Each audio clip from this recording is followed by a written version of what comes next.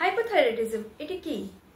আমাদের যে thyroid gland থাকে সেটি যখন কম পরিমাণে থাইরয়েড হরমোন উৎপন্ন করে, যার জন্য আমাদের শরীরে বিভিন্ন সমস্যা দেখা দেয়, যেমন টায়ার্ডনেস, হার্টের রেট কমে যাওয়া, বা মেটাবলিজম ডিসফাংশন, সেক্সুয়াল ডিসফাংশন, বা স্কিন ড্রাইনেস, বা হেয়ার ফল, এরকম আরো অনেক সমস্যা।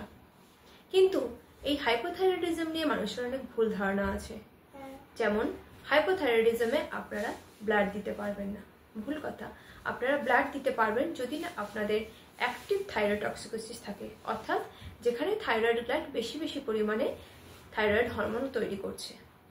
দ্বিতীয়ত, থাইরয়েড হরমোনের জন্য আপনাদের সব খাওয়া মানা হয়ে গেছে।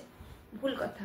আপনারা সবই খেতে পারেন, কিন্তু যদি আপনাদের আয়োডিনের অভাবে গলগণ্ড রোগ হয়ে থাকে সেক্ষেত্রে বাঁধাকপি খাওয়া মানা, যেহেতু বাঁধাকপি গয়েট্রোজেনিক। তৃতীয়ত, থাইরয়েড হরমোনের ওষুধ খাচ্ছেন তাই আপনি মোটা হয়ে যাচ্ছেন। ভুল কথা।